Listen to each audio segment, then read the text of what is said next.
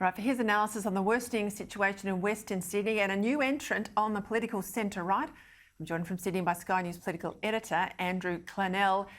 Let's start with Sydney if we can, Andrew. You've been very critical of the lockdown from day one. We know now there's a split inside Gladys Berejiklian's crisis cabinet about what to do next. We're talking about the military coming in tomorrow, of course. What's the state of play and what are you expecting to see from this roadmap?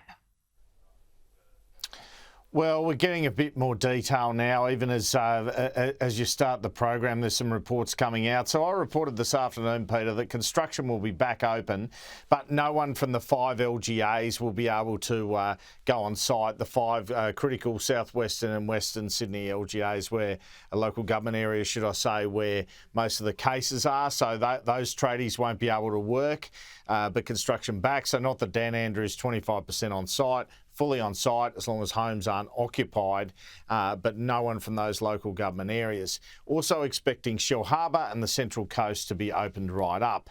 Now, over the last 10 minutes, we've had a couple more reports. One of them is that there'll be a singles bubble, that they've finally come through with that, the New South Wales government. And the other is, which is quite interesting, the prospect of Year 12 students coming back to school and having rapid antigen tests, the sort that are routinely used in Britain, where you test yourself every day.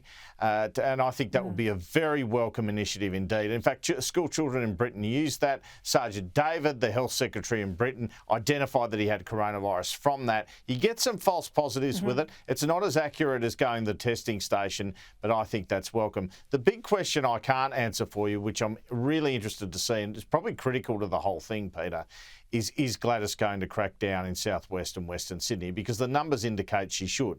It's all very well loosening everything and opening everything up. We know from, you pointing out earlier, the other states aren't handing over the vaccines. There's no rush of vaccines to southwest Sydney or western Sydney. So she needs to do something to get the numbers down. And that's the big test for the Premier tomorrow, I think.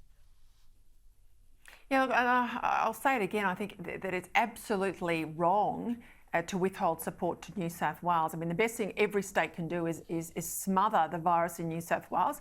If you want to play your petty politics and think you preserve all your vaccine for yourself, that's all good and well.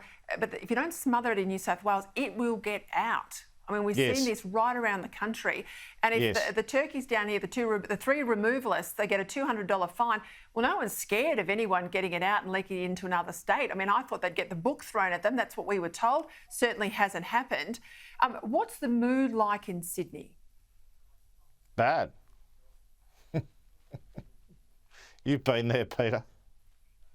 I mean, kids aren't going to go to school for 3 to 6 months. It can't be good for your kids, right? It's not good for families. What can I say? At least the Olympics are on. No, it's tough. At least we can exercise. At least you can watch Sky News. Well, talk to me about JobKeeper. The government says in sort of net terms, in the pocket, the money that individual workers are getting now under these disaster payments is about the same as the later iteration of JobKeeper. This is the JobKeeper we saw at the top of the year. But what's interesting, of course, business want JobKeeper back. I get a real sense, because JobKeeper was a broader payment, and we know a lot of businesses pocketed JobKeeper. That's what it's about. Is it more about business support? That's why they're advocating for JobKeeper rather than the workers. And will Josh Frydenberg buckle here, do you think? Well, it's up to Morrison more than Frydenberg, isn't it? That's the way that government runs. I mean, Frydenberg can lobby for something, but Morrison's a former treasurer, he's the Prime Minister, he's the final arbiter.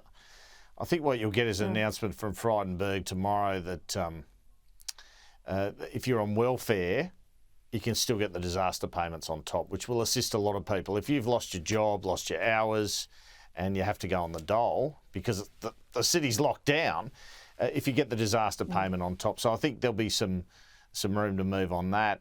It's interesting that I don't want to go back to JobKeeper. Obviously, you got the New South Wales opposition calling for it, and you got the New South Wales Treasurer calling for it. He even costed it. He's written an opinion piece in the Telegraph today calling for it. It seems to be almost an admission there was too much waste in that program.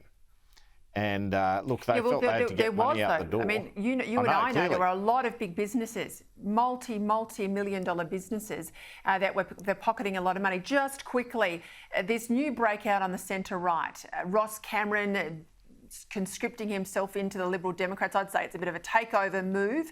Campbell Newman out there, we know that from the weekend. What's this going to do? Well, I think it's interesting because I think there is 10% of the population who are completely anti-lockdown, etc. Right, and a lot of that, it's conservatives. You know, a lot of the right wing of the Liberal Party feel that way, and I know that some of the ministers feel the pressure from their local branches in this respect. So there's capacity for Ross Cameron and Campbell Newman and others to target that sort of vote, but it will also splinter the vote on the right. I mean, we've got a number of conservative parties on the right now with One Nation, etc. So I don't know how much luck they'll have. And Pauline Hanson and Mark Latham have a pretty good profile. So I guess it'll splinter that vote. Maybe they'll preference each other. You've got the shooters and fishers in as well. I think One Nation would probably be most unhappy at this development, put it that way.